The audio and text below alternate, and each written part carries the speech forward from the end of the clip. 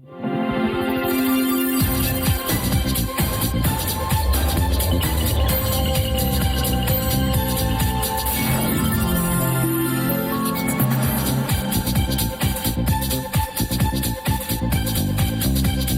à tous, ravi de vous retrouver pour le 19h à la une ce soir.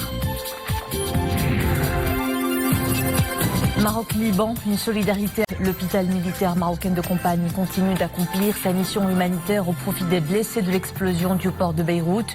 Une démarche active en ces moments difficiles. Covid-19, un bilan journalier toujours sur un trend haussier. Derrière des chiffres inquiétants, un constat récurrent, le relâchement dans l'exécution des gestes barrières. Piqûre de rappel dans ce journal. Et à Azmour, nous irons à la rencontre de deux artistes peintres qui, en temps de confinement, ont aiguisé leurs talents. Leurs dénominateurs communs sont nombreux, leur ville d'origine et leur appétit créatif.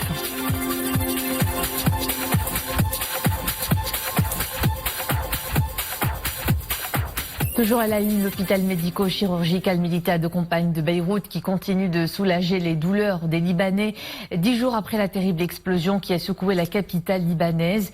Rien que pour la journée d'hier, il n'était pas moins de 296 blessés à s'y rendre.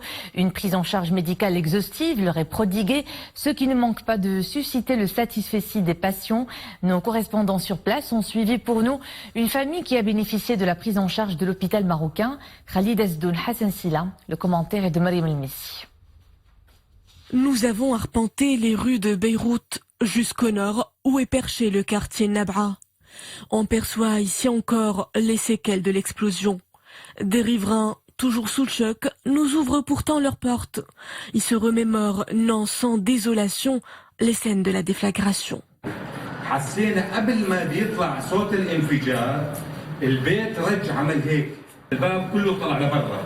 Chez la famille Farhan, l'hôpital militaire de campagne marocain semble trouver un bel écho. J'ai déjà entendu parler de l'hôpital marocain. Il paraît que tout type de soins y sont prodigués. Je compte m'y rendre avec ma petite famille pour nous faire soigner.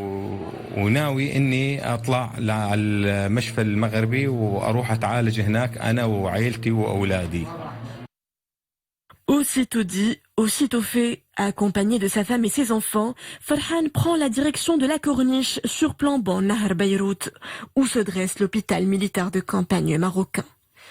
La famille de 5 membres a besoin d'une assistance médicale. Dans un temps où le traitement coûte une fortune à Beyrouth, ils ont gracieusement bénéficié d'une prise en charge individuelle. Je ne m'attendais pas à recevoir tant d'attention. Nous avons été accueillis avec bienveillance. Les médecins ont fait le nécessaire dans un esprit d'humanisme, de respect et de générosité.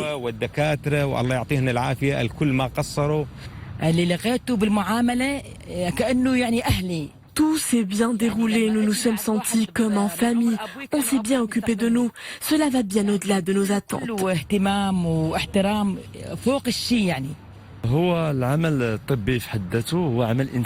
La médecine en soi est un métier humanitaire. La plupart des blessés et autres patients qui se rendent dans notre hôpital ont besoin d'une oreille attentive, plus que toute autre chose.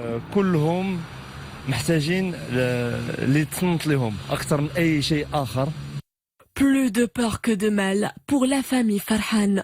Aucun d'eux ne nécessite une intervention chirurgicale. Après avoir subi les examens nécessaires, c'est vers la pharmacie où ils se sont dirigés pour s'approvisionner en médicaments, en attendant le prochain rendez-vous de contrôle. Et pour venir en aide au peuple libanais, les Nations Unies ont lancé un appel de fonds d'un montant de 565 millions de dollars. Ce fonds permettra de passer de l'aide humanitaire vitale immédiate à la reconstruction, puis à une reprise économique à plus long terme. Les partenaires humanitaires pourront ainsi aider les personnes dont le besoin en ciblant la sécurité alimentaire, la santé, les abris et la protection, ainsi que l'accès à l'eau potable et à l'assainissement. À la une de l'actualité à l'étranger, la Russie produit un premier lot de vaccins contre le coronavirus, annoncé en début de semaine par Vladimir Poutine, mais perçu avec scepticisme par le reste du monde. À ce stade, les volontaires prenant part à la dernière phase de test recevraient 2 inoculations. Le vaccin russe serait d'abord disponible pour les soignants, puis pour tous les Russes volontaires. Retour chez nous, le décompte quotidien de la situation épidémiologique sur notre territoire est loin d'être rassurant. Il est même très alarmant. Le train dossier des contaminations est toujours là. Le bilan des dernières 24 heures est toujours à 4 chiffres.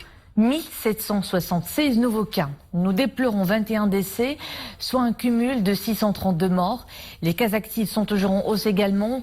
11 319 personnes hospitalisées ou traitées à domicile, 150 cas graves ou critiques prises en charge dans les services de réanimation et des soins intensifs, dont 71 sous respirateurs. Nous baissons donc pas la garde car le virus circule massivement et toute négligence peut être fatale. Une situation épidémiologique qui, certes, ne diffère en rien de la situation à l'échelle internationale, mais le relâchement de beaucoup d'entre nous est derrière le nombre croissant des contaminations et bien pire des victimes que l'on perd tous les jours. Le relâchement permet en effet une circulation active du virus. Reportage Rachid Latabi, commentaire au même Aramdi. Baladez-vous dans les rues d'Oujda quelques petites minutes. Le constat s'impose à vous. Ils sont nombreux à tomber les masques. Nous leur avons posé la question. Tous sont unanimes, chaleur et masque ne font pas bon ménage. Le masque, je l'ai enlevé, il fait trop chaud. Je mets mon masque au travail, mais quand je sors, je l'enlève. Avec cette chaleur, ça m'étouffe. Je garde mon masque sous le menton pour respirer de l'air frais. Je l'ajuste quand je vois des agents de l'autorité. Des comportements irresponsables. Tricher avec un masque ou mal l'utiliser, c'est dangereux pour soi et pour les autres. Le masque ne protège plus dès lors qu'il est mal posé.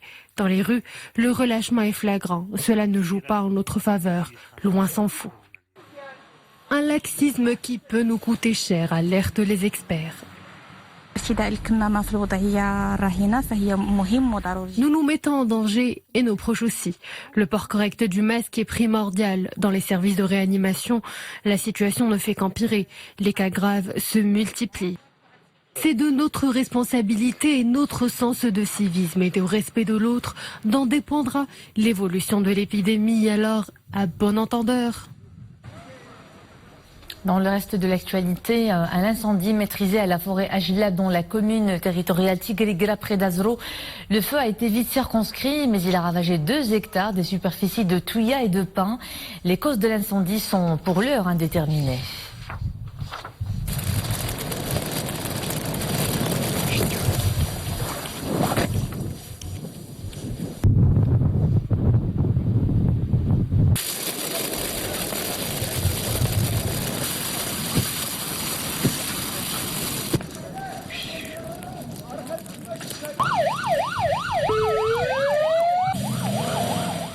Après 5 mois sans athlétisme, Sophia El Brali remporte le meeting de la Diamond League de Monaco hier soir.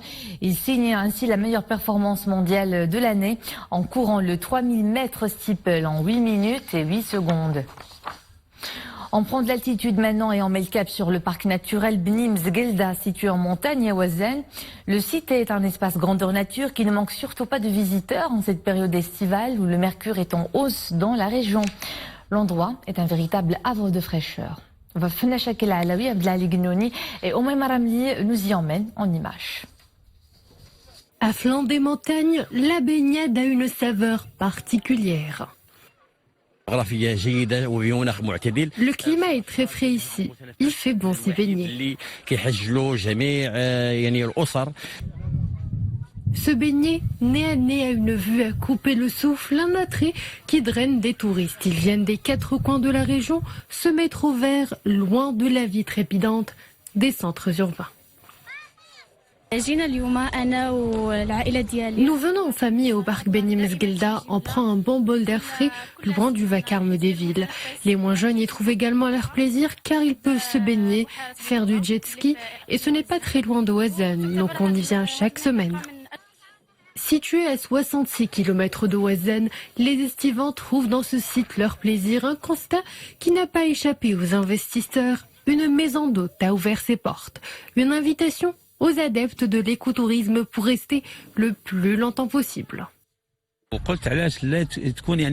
Le site est un joyau naturel. Les touristes y affluent de toutes les régions avoisinantes et c'est comme ça que j'ai eu l'idée d'inaugurer cette maison d'hôtes. Les touristes peuvent désormais y séjourner et couler des jours sereins devant la beauté et le calme de ce site.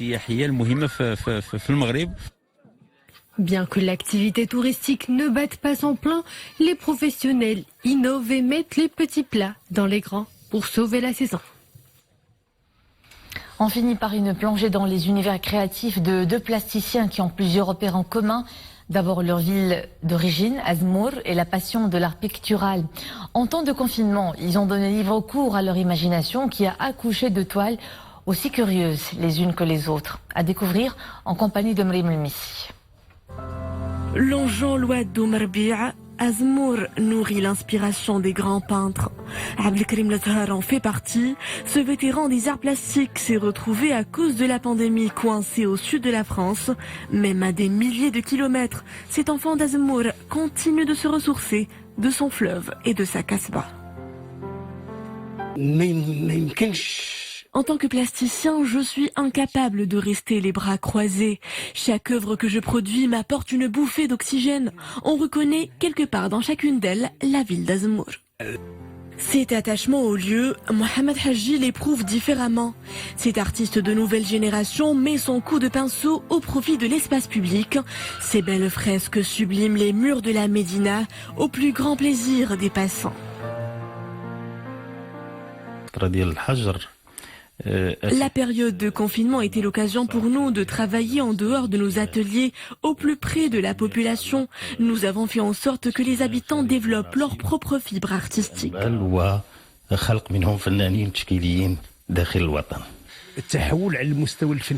L'art plastique déserte les cimaises pour les quartiers. Les initiatives de jeunes témoignent de leur passion pour ce mouvement artistique.